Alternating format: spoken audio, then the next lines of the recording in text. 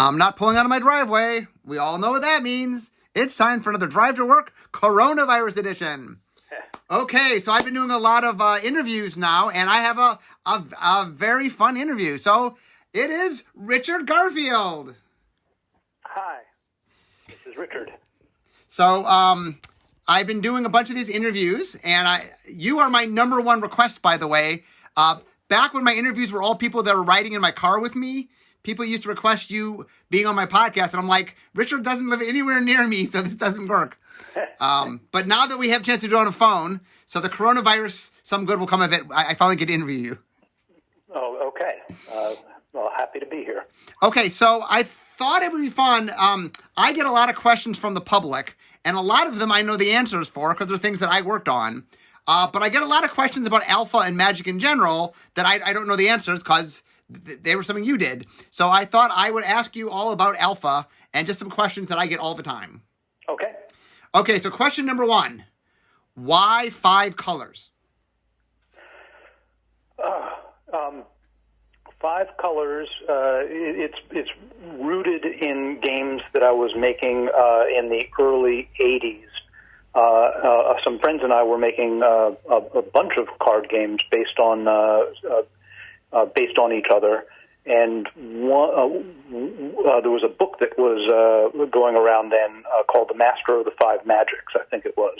Now, I never read it, but one of my friends did, and so that probably is where the number 5 came from originally. I probably would have changed it, except it works really well for a lot of things.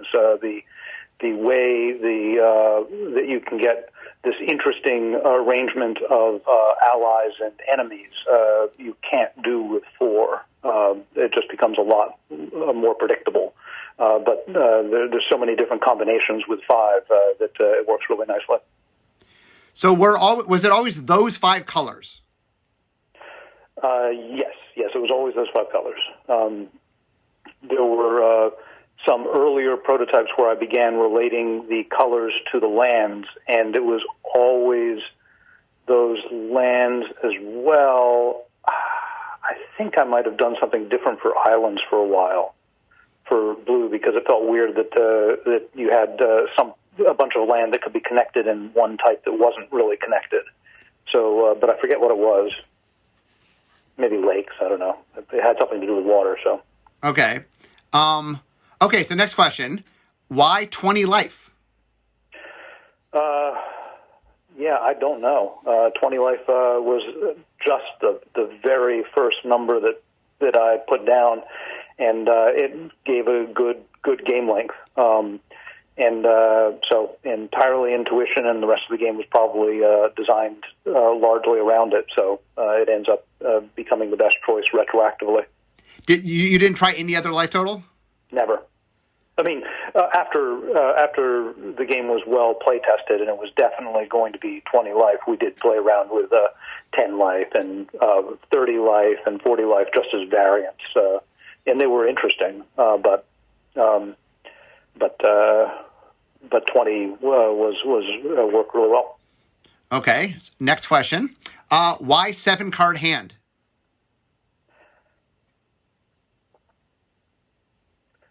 That's a good question. There was probably something in my game that I was thinking of where 7 was standard.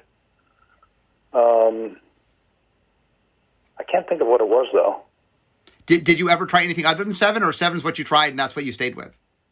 7 is what I tried and that's what I stayed with. In my games, I often pick these numbers by intuition. So for example, my recent game, Keyforge, has 6-card hands. And I picked 6 early, and I have no idea why I did it, and it just works pretty well for that game. Okay, so next one. Why a 40-card deck? And just to remind the audience, originally, in Magic's original rules, it was a 40-card deck. It later became 60. That one I actually have a reason that doesn't just say I forget or it was intuition. In the early days, we expected people to get one deck and maybe a booster or two, but we didn't expect people as a rule to get a lot more than that. We saw the upper end purchasers we thought would be like 5 decks. So 40 cards is just if you get your 60 card deck and you strip down where do you end up? It has to be, so 60 is unreasonable because then you got to play your entire purchase. 40 cards allows you to strip down to something which is it wouldn't be playable by these days standards, but back in those it was fine. I wanted to be as large as possible because I didn't want because the more cards in your deck, the more variety you have. Just remind some of the audience that might not know this. When Magic first was sold, it was not only sold in 15-card boosters, but also 60-card decks. That's what Richard's talking about. That is what I'm talking about. Okay, next, let's talk a little bit about the card types.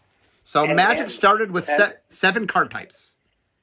So it started with Artifact, Creature, Enchantment, Land, Sorcery, Instant, and Interrupt. Yep. So what card type came first? Creature? Land? Land. Land, creature, and spell were pretty much all at once. They were a package deal. Okay. If I had to put an order on it, I'd say land, creature, spell. But the idea that the land was what you paid for, what you used to pay for your cards, was the dawn of Magic as it exists today. And I wanted 2 types of cards, one which stayed in play and was an investment in the future, but didn't pay off immediately, and that's what a creature is, and one that had an effect right now, but then it wasn't there anymore, and that was what a spell was. Was a spell originally sorcery, or was it an instant? Meaning, could you do it any time, or was it limited in the first version? I think probably the very first version, they were all,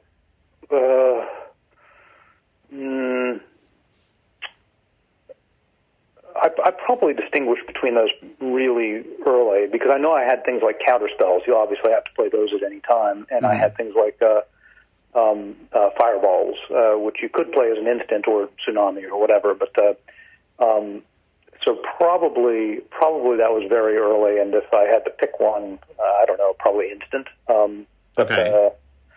But it was clear you needed, if you wanted to have it so you could do something on other people's turns, which I did with, again, counterspell, that you needed 2 different classes of spell. How early did that come in? The instant sorcery, how early did that happen? Very early. Very early. Okay. Probably. I'm guessing the first 120 card, the very very first version of Magic, which looks like modern Magic, I called Alpha Magic, which is confusing because later on Alpha was something we published. But that was 120 cards done on like each one was maybe half a 3x5 card, and I would split it into 2 parts and play. And so we'd each get a random 60 cards from this deck, and in that there were instants and sorceries. Okay, but in that original version, there was creatures, land, instant, sorcery, but none of the other card types existed yet? There was probably artifacts too. Okay, well, how did artifacts come about? Artifacts are less certainly, like the others I think were kind of at the same time. It's like building a bridge. You kind of got to do it, all at once. But the artifacts probably did come a little later, even though it was in there at the very beginning. Again, these are things where I wanted something that was going to be a long-term payback for the player, which creatures are, but that weren't going to be creatures, so they could explore other mechanics, and that's where artifacts were. Okay, but so artifacts predated enchantments. Oh, no, enchantments were probably before that also. I forgot about enchantments. Okay, so did enchantments come first or did artifacts come first? Do you remember? Enchantments would have come first. Okay, so what prompted enchantments? Like, so what you were playing with creatures and spells and land. What got you to enchantments in the first place? I think probably something when exploring what you could do with the spell, it's natural to come up with effects like, well, I'd like the spell to make my creature bigger. So call it giant growth, and then it'll go away if it's an instant. But what if it was permanent? And then say, well, you can make it permanent, but that's a problem for memory. So let's use the spell to remind us what's been done, and that's where the enchantment comes from. So when you made enchantments, do you think they first were global enchantments, or they were like auras sitting on things? I think they were probably both. I'd have to go back and check. I know that there were things like at the very beginning. There were things like Circle of Protections, which that's not. I mean, that's not neither sitting on anything particular, nor is it global, since it only affects one player. Or would you consider that global? I mean, global. When we call, in the game terms, global just means it has a general effect. That's considered global. Yes, some enchantments affect everybody, but when we use global, it just means it's a effect that's not located to one thing. Yeah, I'm pretty sure. At the very beginning, there was Circles of Protection. There was things like Karma, and things like Unholy Strength and Holy Strength. So you bring up Karma. Were color hosers very early? They were, yeah. Okay. Okay, so let's talk a little bit about Interrupt. When did Interrupt show up? Oh, for real quickly, just for the audience, because some of the audience does not know what in the world an Interrupt is. Early Magic, counter spells and things that couldn't be reacted to except by other interrupts were a different card type called Interrupt. Sorry, go ahead, Richard. Yeah, Interrupt was certainly the one that came last. And it came as a consequence of beginning to look under the hood at the timing of certain things in the game, like playing cards and counterspelling and other things, and realize that some things had to be faster than other things. Some instants had to be faster than other instants, otherwise you couldn't counterspell them. That was what we were thinking, what I was thinking at the time. And I talked myself into believing that really to make it work, you needed something at an interrupt speed, something that was faster than an instant. Later on, we decided with proper timing and so forth that we didn't actually have to go there. Once we started doing the stack, I guess, in more formal terms. Yes.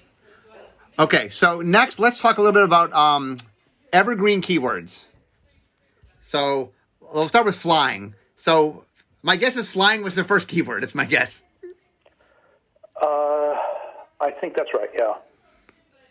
Was that just was that just solely flavor? Like it makes sense people can't block birds or something? Yeah.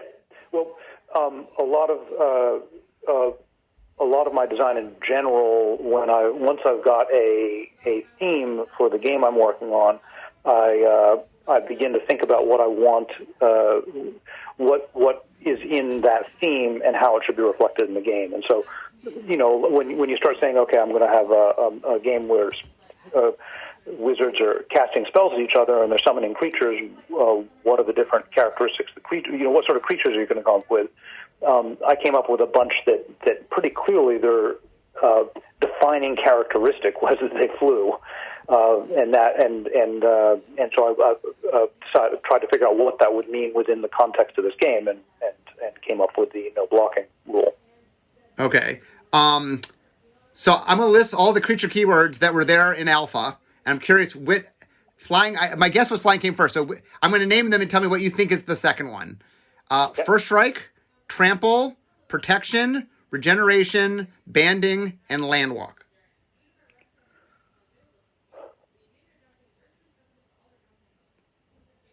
I would say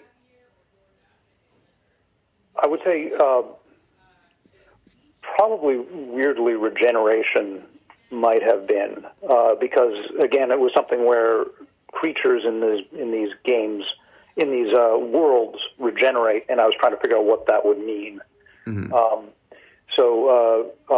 But landwalk came very early. Landwalk could have been second because once I had the flying mechanic, it becomes a very natural mechanic to explore. So regeneration would have been a power designed based on the world, and land walk would definitely have been one which is designed from mechanics. So that's an example of the two different directions you're designing from, world or mechanics. But both of those are pretty early. I think, First Strike probably would have been pretty late. Okay. And Trample? Trample was probably pretty early. I think I had this probably before First Strike, but yeah. When did banding happen, you think? Was that later? Banding. Banding was probably, it was on the later side as well, and that was one that was being driven from the world point of view, not a mechanical, which is why it's so sort of pieced together, because I had this idea of what I was looking for. I wanted creatures to be able to team up in some way, and was trying to figure out a mechanical method for them to do it, as opposed to me having a good mechanic and then figuring out what that would be in the world. So how did you decide what got a name and what didn't? How do you figure out what got keyworded and what just was written out?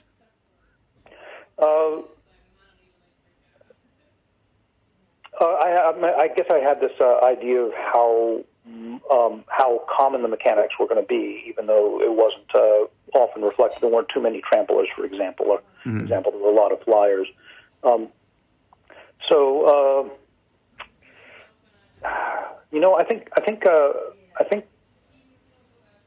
think I have an inconsistent idea about it. But in the long run, certainly one of the things I've always liked is when you have a good mechanic, whether or not you write it out, having a name associated with it was powerful. So calling trample rather than writing it out, the real thing it did was give this valuable way to imagine it and this flavor that it would be attached to in the world.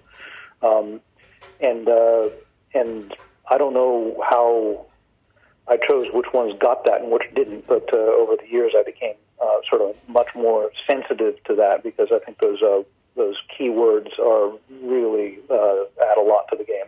Well, it's funny because modern Magic, we have a lot more evergreen keywords. Like a lot of the ideas existed in Alpha. Vigilance existed, it just didn't have a name, and haste existed, it just didn't have a name. So it's interesting that we look at modern, like we have, I don't know, about 12, 13 sort of evergreen creature keywords. So we've gone up a lot, I think, because of what you're talking about, is the flavors is pretty powerful, having a word. It is, and that's one of the things I really like about that development. I remember Vigilance being added, and yeah, it's in some ways, I guess I'm glad that I didn't name it originally, because I think Vigilance is an excellent name, and I don't know if I would have come up with that. But yeah, the names are really good, and then I know that when I work on sets, I'm always advocating like every mechanic I come up with is like what I really want is a keyword there. Even if you have to say what the mechanic is afterwards, just because it gives people a single word to talk about and adds so much flavor. Yeah, one of the things we do in early design is we name everything, even if in the end it doesn't get named, because we want to talk about it, and having a name on it just allows us to have all that conversation. Yeah, back in the day, I didn't have the tech of writing a keyword and then writing what came after. I don't think I ever did that. Oh, reminder text. You did not do reminder text. Right. And so if you don't have reminder text, that puts an upper limit to how many keywords you will have. Oh, yes. So, and so that's while I can't say why I chose some things to be keywords and other things not with any conviction, I can say that the reason why some things weren't keyworded is because you just can't do too many keywords unless you do reminder text as well. And I hadn't thought of that. Okay, so next question is, you added a rule to the game that decking, running out of cards, you lose the game. How early was that, or was that a later addition? That was very early. It's probably in our very first play tests. Okay, so that happened right away. We did not deck right away, but I think I had said, that if you run out, the question came up is like, what's going to happen when you run out of cards? I guess you lose. That's a sort of a very a typical thing in games is pretty common is that if you can't make a move, you lose. So a lot of mathematical games work that way, for example. Yeah. So it seemed like a natural place to start, even though there's lots of other things you could do, like you could reshuffle and keep going. So I think it was a natural thing for me to think of because there's so many examples that way. And then once we were playing with it, it became pretty exciting as this long shot alternative way to win. And I also like the way that there's a lot of deck construction push towards making a smaller deck. And even though if deck constructors had their druthers, they would still make very small decks. Having it so that when you're decked, you lose, puts some small impetus towards making a larger deck, especially back in the day. Sure. Yes. Okay. I've talked a lot about sort of system design so far. So I want to get a little bit into like Alpha itself.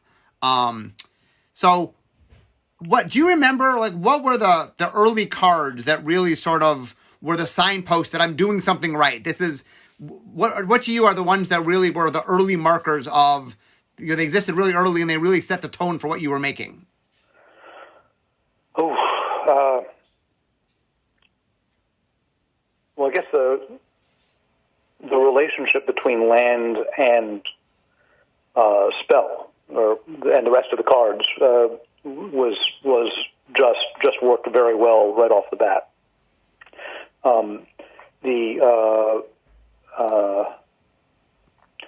Then the interesting stuff that came out of the fact that in blue I was sticking all these sort of wacky effects, even though in those days wacky effects was just like draw two cards. That's a wacky effect. How it led to these unexpected things was a sign that I think that the game was on the right path. So is there a card that is one of the early cards that you really think is like the putting the stake in the ground, the card that really sort of made you realize this was going the right direction?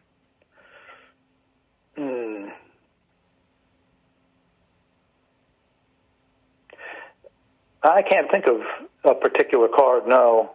Okay. No. Was there a card that got added very, very late that you're glad you added in, but it got added very late in the process? Oh, yeah, I could probably think of several of those. I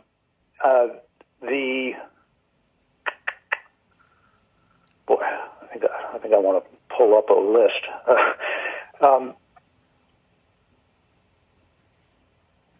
There's like for example, I know that Bird of Paradise happened late because it was based on a piece of art for a different card.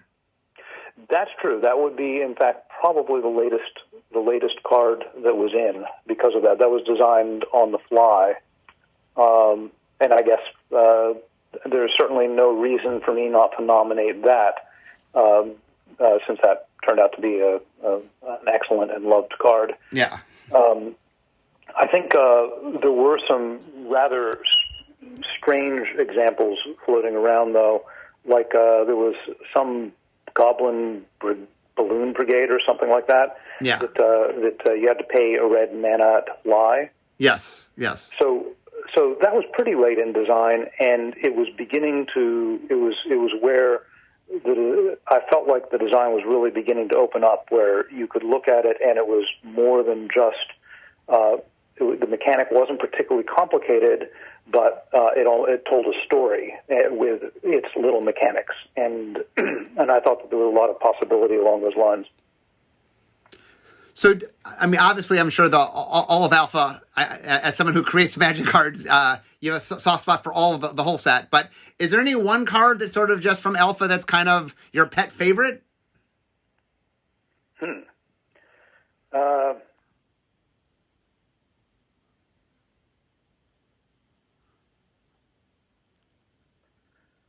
Yeah, this would be easier if I had Alpha sitting in front of me. But I really liked the Nightmare. Oh, Nightmare. Okay, so Nightmare is a flying. It's a horse on fire that flies. Power toughness equal to the number of swamps you have. And I thought the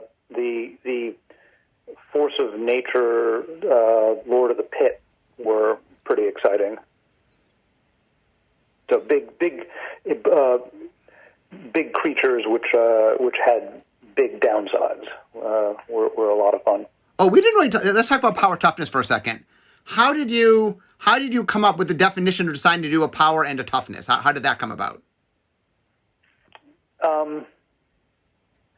I don't know. I probably was thinking about you need a power, how hard you're going to hit, and then I was probably thinking along terms of hit points. We never did play the game with how do they call it, sticky hit points or sticky damage. Yeah. I never played the game with that because I didn't want to play with counters. Mm-hmm. But I was probably just looking for an analog of hit points and settled on toughness, and so it was pretty much as close as you can get.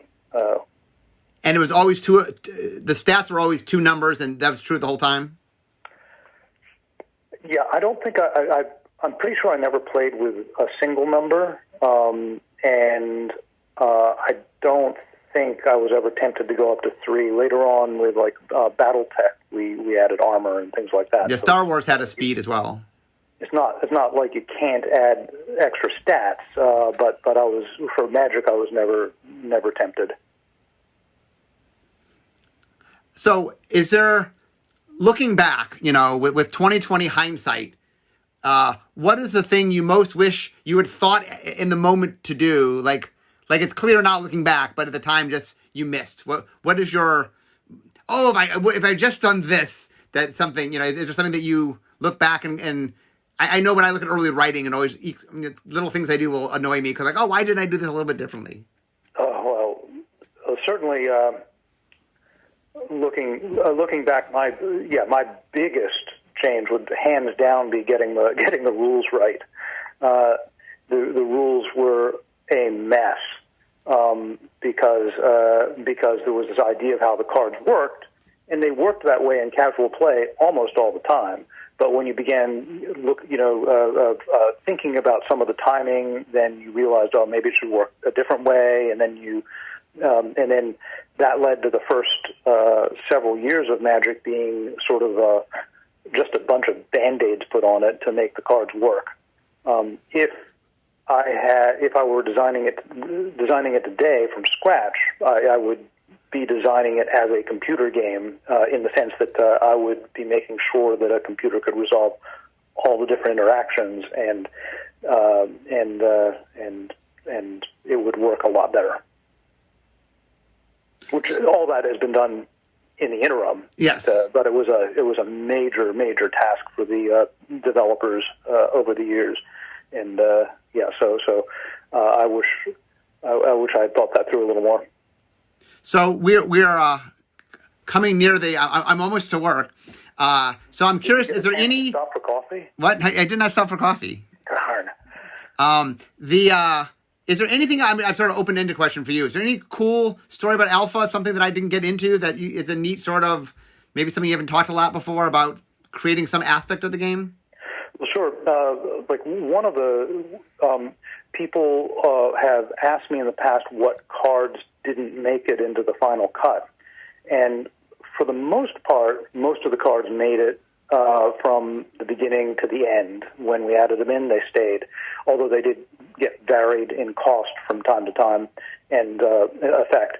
But one major category of cards that got dropped was cards which messed with the ownership of your cards, with the exception of ante. That was the one part that was left. So in the not in alpha, well, actually probably in my alpha, but certainly in beta, which is my second playtest version, there was like a card called Eco Shift, where when you play it, you shuffle together your lands and your opponent's lands, and then you deal them back so everybody gets the same amount. And then there was a card, a Pixie, which had an effect. I think when it hit you, it's flying. You would swap cards randomly from between your hands. So there were maybe half a dozen different things like that where ownership would change. But there were players that began to not care about winning or losing. They were just playing for these change in ownerships. And Scaff is certainly one of them, I remember. So, for instance, they would make their Pixie deck, and they would just have their deck filled with the trash they wanted to get rid of, and they were just fishing, and they didn't really care whether they won or lost. And sort of it quickly struck me that even though I really liked what those cards were trying to do, which was to make it so that because I viewed the card play back in the day as being something where people would be getting a few decks and that was it, or what we say, a handful of boosters and that's it. Mm-hmm. And I didn't think everybody would be comfortable trading, even though that was part of the game. And so I wanted some way for cards to circulate without needing people to negotiate. And so that's what I was thinking for these Pixies and Eco Shift, and eventually what only ante was left to do. But I decided it was unhealthy for people to not care who won or lost the game, and so got rid of those. It's funny. I mean, you and I have talked about this a lot, but I know there's a lot of different things that influence Magic, and that marbles, that you played a lot of marbles as a kid. And I think a lot of this kind of play, I think, came from your love of marbles. Yes, that's true. Yep. There's a certain magic to marbles. Everybody's different collections, and the ones that had the different sizes and weights meant something, but mostly it was about their history and the good luck you attributed to it. And in marbles, you can walk away with other people's marbles. That's Yes. Both by trade, by playing for keeps, and if you're a bully, I guess just taking them. So anyway, Richard, it was awesome having you on. You were always welcome back, but it was fun. It's as a fan of Magic history, it's always fun to sort of dive deep into sort of the hows and whys of how Magic came to be. So thank you very much for being here. It's a lot of fun talking about it, walking down Magic memory lane. So anyway, I'm now in my den, so we all know what that means. This is the end of my drive to work. So instead of talking Magic, it's time for me to be making Magic. I'll see you guys all next time. Bye-bye.